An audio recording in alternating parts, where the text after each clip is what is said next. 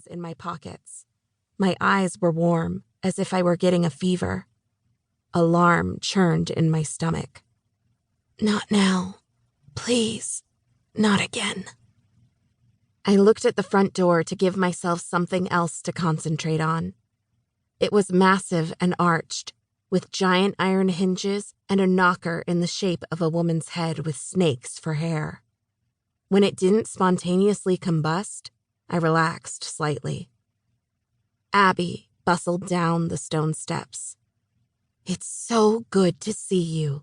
She wore jeans and a flannel shirt, with her mostly gray hair in a single braid down her back. Seeing the castle, I'd expected her to be wearing a maid's uniform or something. She hugged me tightly, but I kept my hands in my pockets.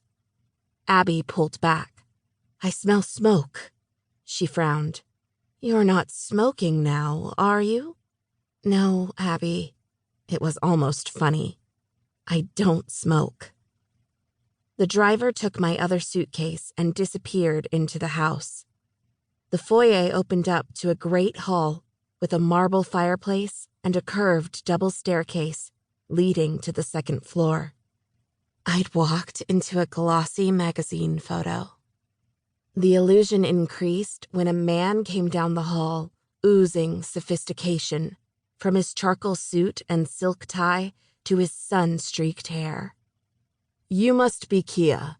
I'm Holden Blackwood. It's a pleasure to finally meet Abby's granddaughter. When he smiled at me, his teeth were so straight and white they were distracting. It took me a moment to realize he was holding out his hand. Since my hands weren't hot anymore, I took them out of my pockets and surreptitiously wiped my palms on my jeans. Oh, hi. Nice to meet you, Mr. Blackwood. Please, call me Holden. My son Ethan is around here somewhere, so you'll know at least one person at school. Now I'll leave you to settle in. He smiled again and strode away to what I was sure was a fully equipped office full of antique furniture and leather-bound books. His shoes clicked on the marble floors. Abby took me down to a huge kitchen where a woman in an apron was chopping vegetables. Kia, this is Claire and Sarah Day. They run the kitchens. I noticed she said kitchens, not kitchen. This is my granddaughter, Kia. Claire smiled. We've heard so much about you, she said. Welcome to the castle. Sarah had her head in the double-wide refrigerator. She stepped out long enough to narrow crinkly blue eyes at me. You're not one of those girls afraid to eat bread, are you?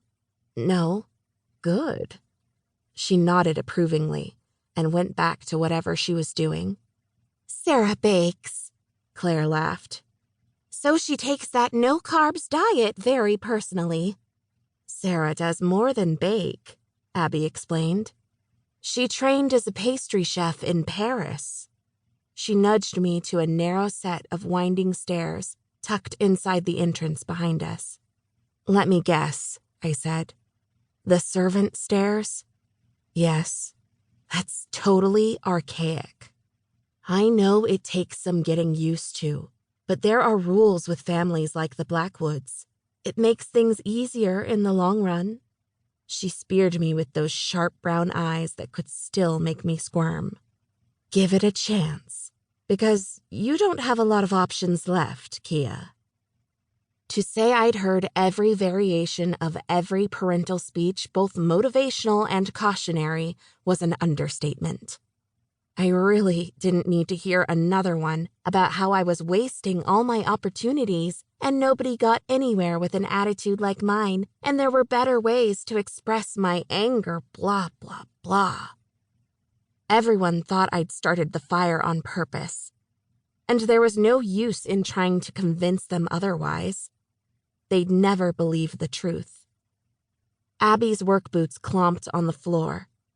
She looked more natural against the plain servant stairs than she had in the fancy great hall. She belonged on a farm, not in a castle. Mr. Blackwood and his son Ethan, and Ethan...